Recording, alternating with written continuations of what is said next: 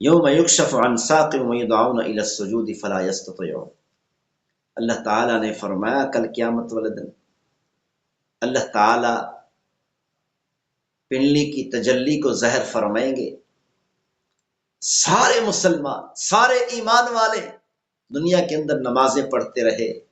اللہ کی فرم برداری کرتے رہے، یہ سارے ایمان والے سجدے میں گر جائیں، اللہ کو سجدہ کریں گے۔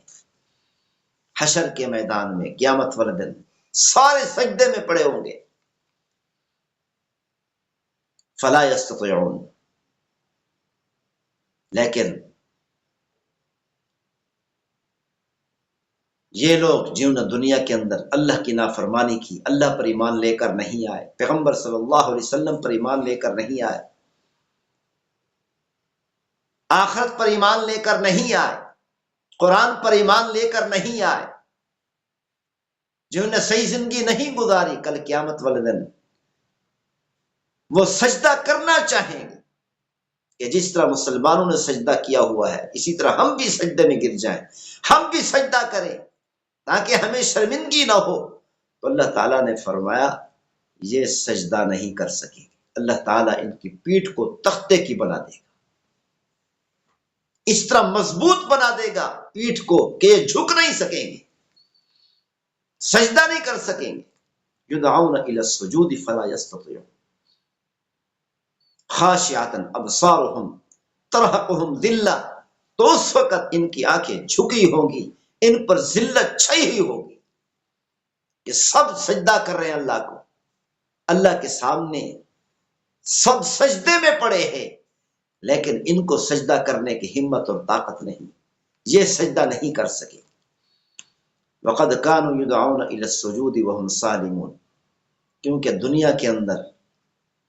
ان کو سجدے کی طرف بلایا جاتا تھا، یہ صحیح سالم تھے، صحت مند تھے، کوئی بیماری نہیں تھی، کوئی پریشانی نہیں تھی، صحیح سالم ہونے کے باوجود، تندرست حالت میں ہونے کے باوجود، بیماری نہ ہونے کے باوجود یہ اس وقت یہ سجدہ کر سکتے تھے، سجدے کی طرف بلائے جاتے تھے لیکن یہ سجدہ نہیں کیا کرتے۔ یہ آپ نے سورۃ القلم کے دوسرے رکوع کی تلاوت سماعت فرمائی۔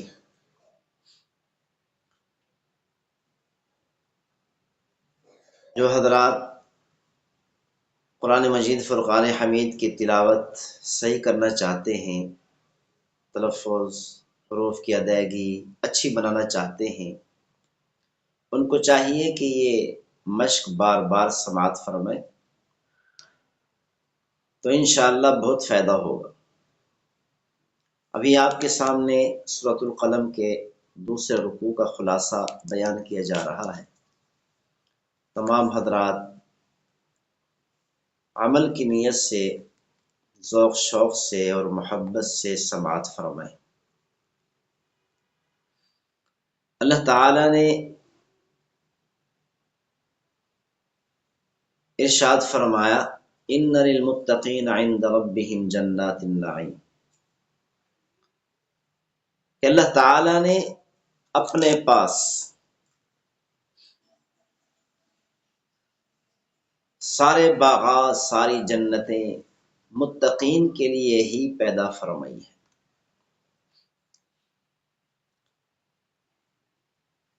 جب پیغمبر صلی اللہ علیہ وسلم صحابہ کرام کو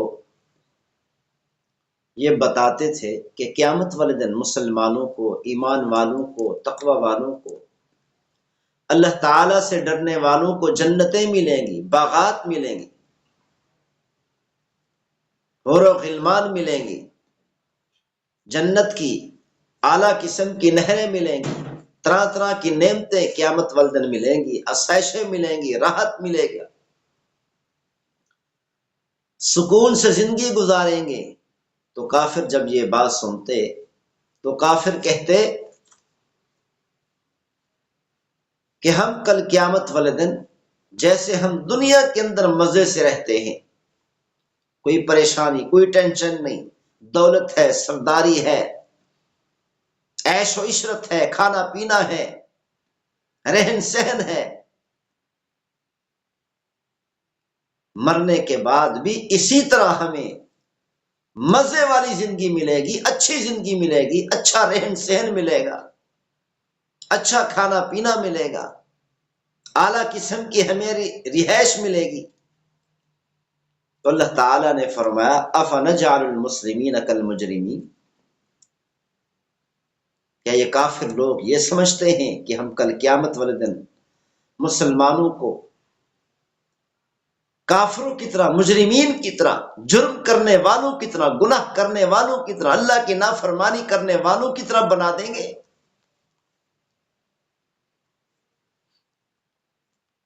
ما لکم کیف تحکمون، اللہ تعالیٰ نے فرمایا تم یہ کیسے فیصلے کر سکتے، یہ کیسے ہو سکتا ہے؟ اپنے ذہن کے مطابق، اپنی سوچ کے مطابق عمل کرتے ہو، اور اپنے ہی ذہن اور اپنی ہی سوچ کے مطابق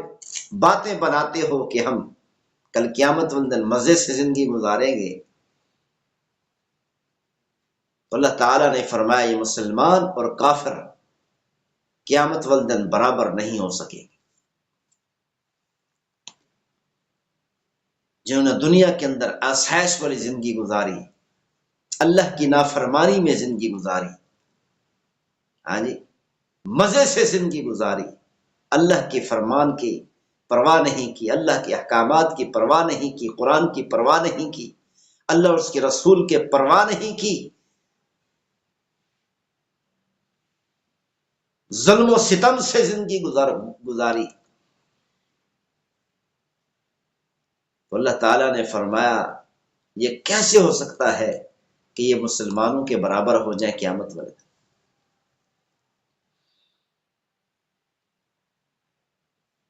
تو اللہ تعالیٰ نے فرمایا ام لکم ایمان علینا بالغۃ الی یوم القیامہ ان لکم لما تحکمون، کیا ہمارے ذمے تمہارے حق میں کوئی کھائی ہوئی قسمیں ہیں جو قیامت تک باقی رہیں گی؟ کیا ہم نے یہ قسمیں کھائی ہیں کہ ہم تم کافروں کو، نافرمانوں کو، غداروں کو، مسلمانوں پر ظلم و ستم ڈھانے والوں کو، بددیانتی کرنے والوں کو، بےایمانی کرنے والوں کو ہم کل قیامت والے دن اعلیٰ جنت عطا کریں گے؟ کیا ہم نے تمہارے حق میں یہ کوئی قسمیں کھائی ہوئی ہیں؟ ام لکم کتاب فیہ تدرسون، تو اللہ تعالیٰ نے فرمایا کسی قسم کا کوئی ثبوت یا کسی قسم کی کوئی سند تو دکھاؤ، ہمارے پاس کوئی ایسی آسمانی کتاب ہو جس کو تم پڑھتے ہو، جس میں یہ لکھا ہو کہ اللہ کی نافرمانی کرنے کے باوجود، لوگوں پر مظالم ڈھانے کے باوجود، بددیانتیاں کرنے کے باوجود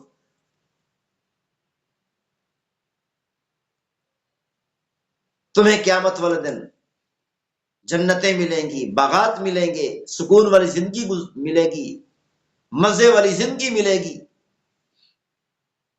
کیا تمہارے پاس کوئی ثبوت یا کوئی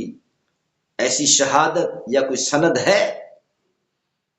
یا کوئی ایسی آسمانی کتاب ہو کہ جس میں یہ لکھا ہو،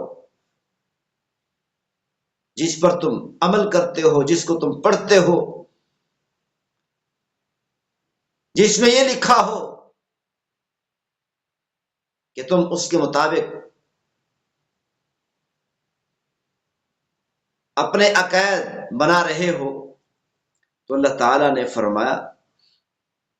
ام لہم شرکاء فلیأتوا بشرکائہم ان کانوا صادقین،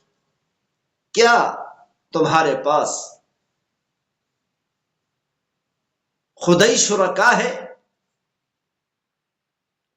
جن پر تم نے بھروسہ کیا ہوا ہے، جن کے بھروسے پر یہ باتیں کرتے ہو، جن کے بھروسے پر یہ من گھڑت سوچیں تم نے اپنی بنائی ہوئی ہیں کہ قیامت والے دن یہ شرکاء ہمیں جنت دلوائیں گے، یہ شرکاء ہمیں اچھی زندگی دلوائیں گے، یہ شرکاء ہمیں جہنم سے بچائیں گے، یہ شرکاء ہمیں اللہ کے عذاب سے، اللہ کی پکڑ سے بچائیں گے؟ کیا ان کے پاس کوئی شرکاء ہے؟ اگر ہیں، اگر یہ سچے ہیں تو پھر اپنے شرکاء کو لے کر آئیں۔ تو اللہ تعالیٰ نے فرمایا یہ صرف ان کی من گھڑت باتیں ہیں، ان کے پاس کوئی ثبوت نہیں، ان کے پاس کوئی ایسی آسمانی کتاب نہیں جس کے مطابق یہ من گھڑت باتیں کرتے ہیں۔ تو اللہ تعالیٰ نے فرمایا یہ بے دلیل باتیں ہیں، ان من گھڑت باتوں کی کوئی حقیقت نہیں ہے،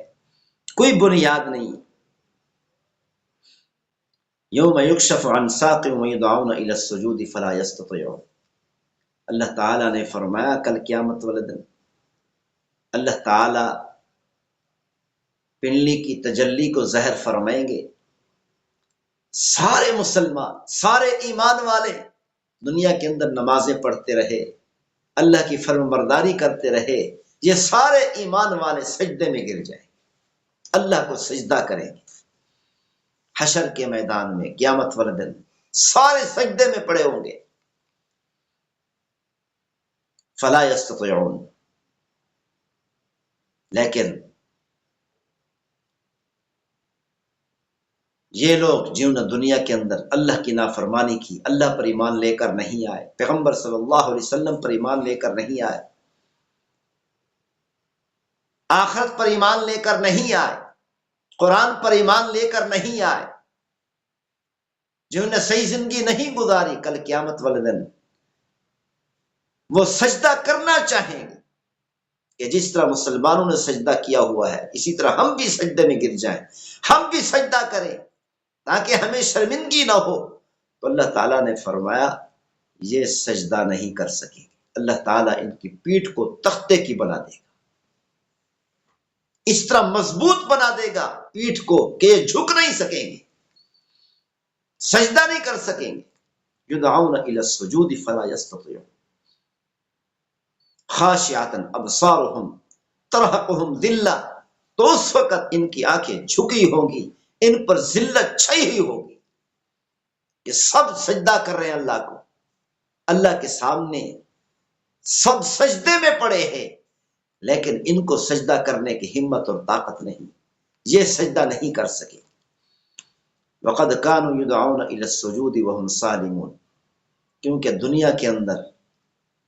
ان کو سجدے کی طرف بلایا جاتا تھا، یہ صحیح سالم تھے، صحت مند تھے،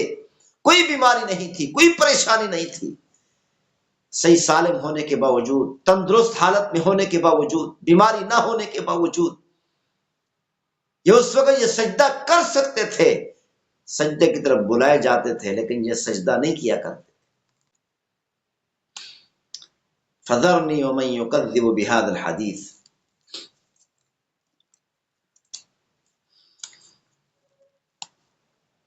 جب پیغمبر صلی اللہ علیہ وسلم کافروں کو عذاب سے ڈراتے تھے، اللہ کی پکڑ سے، اللہ کے غیظ و غضب سے، جہنم کی آگ سے ڈراتے تھے، تو کافر لوگ کہتے اے محمد، سارے کہو صلی اللہ علیہ وسلم، اگر آپ سچے ہیں کہ واقعی اللہ کا عذاب آئے گا تو پھر کیوں نہیں آتا، لے آ کر دکھو۔ جب یہ کافر اس طرح کی باتیں کرتے تو محمود صلی اللہ علیہ وسلم کے دل میں یہ بات آتی کہ اللہ کی طرف سے عذاب جلدی کیوں نہیں آتا، یہ کافر لوگ عذاب کا مطالبہ کر رہے ہیں پھر بھی اللہ تعالیٰ عذاب کیوں نہیں بھیجتے۔ تو اللہ تعالیٰ نے یہ آیت مبارکہ نازل فرمائی، اللہ تعالیٰ نے فرمایا میرے محمود صلی اللہ علیہ وسلم فذرنی ومن یکذب بہذا الحدیث، آپ مجھے اور ان جھٹلانے والوں کو، قرآن مجید فرقان حمید کو جھٹلانے والوں کو چھوڑ دیجیے۔ اب اس بارے میں نہ سوچیں کہ اللہ کا عذاب جلدی کیوں نہیں آتا، اللہ کے عذاب میں جلدی کی امید نہ رکھیں، سنستدرجہم من حیث لا یعلمون، ہم ان کو مہلت دے رہے، ہم ان کو کھینچ کر لے کر آہستہ آہستہ کھینچ کر لے کر جا رہے ہیں آخرت کی طرف، جہنم کے عذاب کی طرف، آگ کے انگاروں کی طرف ہم ان کو لے کر جا رہے ہیں، ان کو معلوم ہی نہیں، یہ جانتے ہی نہیں، ان کو پتہ تک نہیں۔ وَأُمْلِي لَهُمْ، اللہ تعالیٰ فرماتے ہم ان کو مہلت دے رہے، إِنَّ كَيْدِي مَتِينٌ،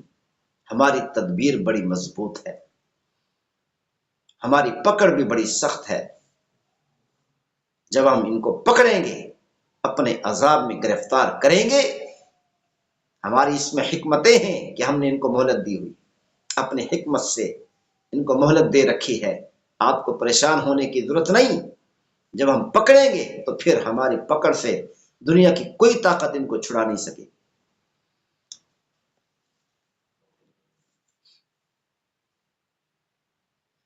فَاصْبِرْ لِحُکْمِ رَبِّكَ وَلَا تَكُنْ كَصَاحِبِ الْحُوتِ، اے ہمارے محبوب صلی اللہ علیہ وسلم، آپ اپنے رب کے فیصلے پر صبر کیجیے، آپ اللہ کے عذاب میں جلدی نہ کیجیے،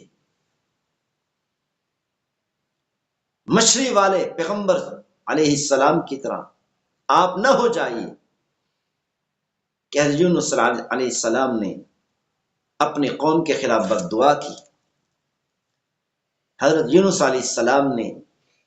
جب اپنی قوم کو دعوت دی، انہوں نے ایمان لانے سے انکار کر دیا، نافرمانی کی، مقابلے پر تلائے، تو حضرت یونس علیہ السلام نے اپنی قوم کے خلاف بد دعا کی، تو اللہ تعالیٰ نے فرمایا کہ عذاب آ رہا ہے، لیکن جب ان لوگوں کو، حضرت یونس علیہ السلام کی قوم کو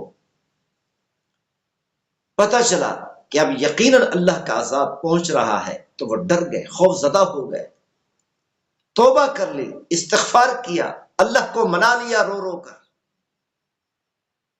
اللہ تعالیٰ نے ان کی توبہ کو قبول فرما لی، عذاب نہیں بھیجا۔ تو حضرت یونس علیہ السلام نے اپنی ہی سوچ کے مطابق، اپنے ہی اجتہاد کے مطابق وہاں سے جانے کا فیصلہ فرما لیا۔ حضرت یونس علیہ السلام سمندر کے اندر سفر کر رہے تھے کہ مچھلی کے پیٹ میں جانا پڑا، مچھلی کے پیٹ میں چلے گئے، پھر اللہ تعالیٰ سے دعا کی، اذ نادیٰ وہو مکظوم، اے میرے پروردگار میں بھول گیا، مجھ پر رحم فرما، مجھے یہاں سے نکال دے۔ تو اللہ تعالیٰ نے فرمایا ہم نے حضرت یونس علیہ السلام کو وہاں سے نکالا۔ لولا ان تدارکہ نعمت من ربہ لنبذ بالعراء وهو مذموم، کہ اگر اللہ تعالیٰ ان کا تدارک نہ فرماتے تو وہ کھلے میدان میں چھوڑ دیے جاتے۔ تو اللہ تعالیٰ نے آ کر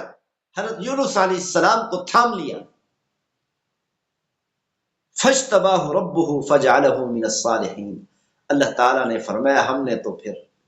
حضرت یونس علیہ السلام کو اور زیادہ برگزیدہ بنا دی۔ وَإِن يَكَادُ الَّذِينَ كَفَرُوا لَيُزْلِقُونَكَ بِأَبْصَارِهِمْ، مکہ مکرمہ میں ایک شخص رہتا تھا، اس کی نظر بہت زیادہ لگتی تھی،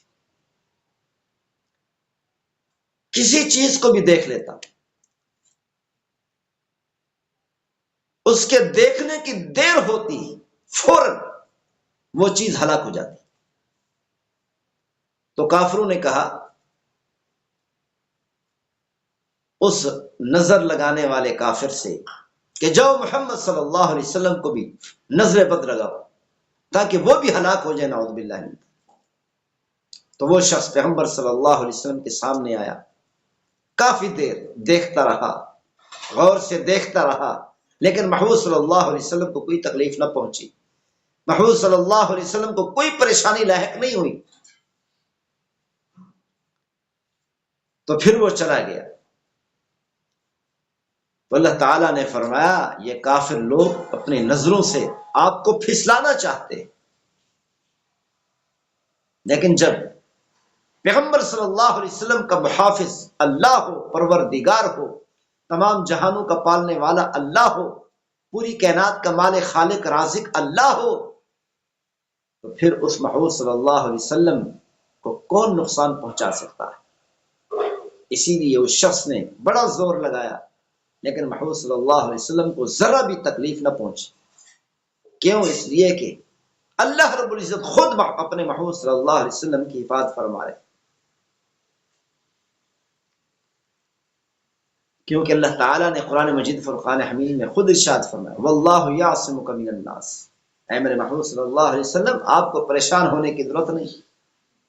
اللہ آپ کی لوگوں سے حفاظت کرتا ہے، رب العالمین خود آپ کا محافظ بنا ہوا ہے۔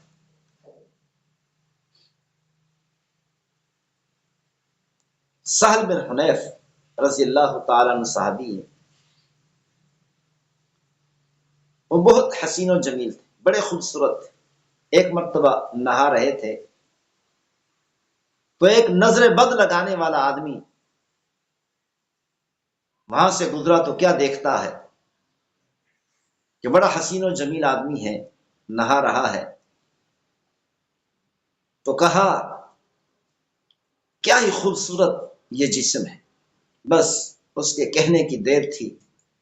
کہ وہ صحابی رضی اللہ تعالیٰ عنہ اچانک بے ہوش ہو کر گر گئے۔ محمد صلی اللہ علیہ وسلم کو بتایا گیا، یا رسول اللہ،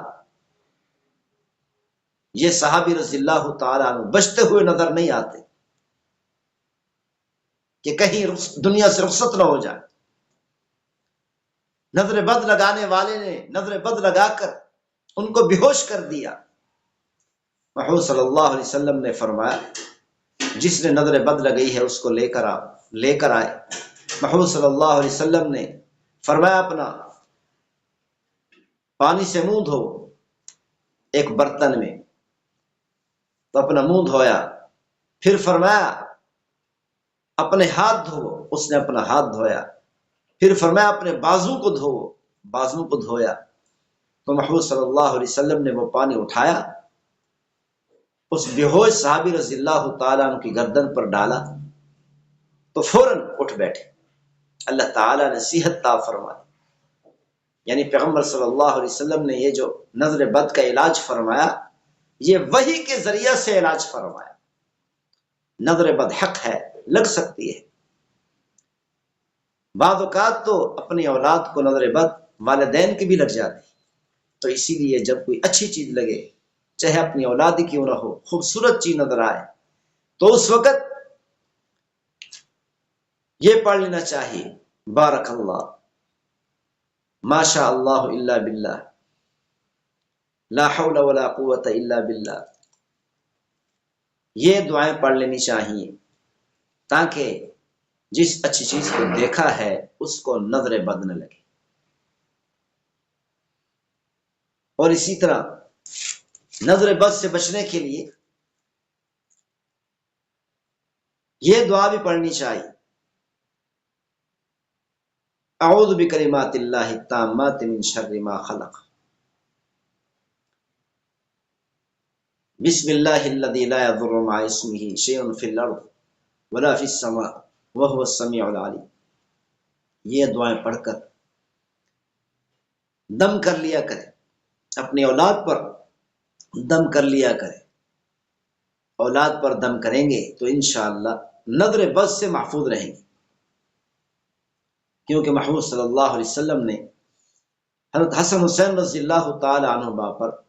یہی دعا پڑھی تھی، اعوذ بکلمات اللہ التامات من شر ما خلق۔ نظر بد کو دور کرنے کے لیے، نظر بد سے بچانے کے، اللہ تعالی ہم سب کو عمل کرنے کی توفیق نصیب فرمائے، وما توفیقی الا باللہ۔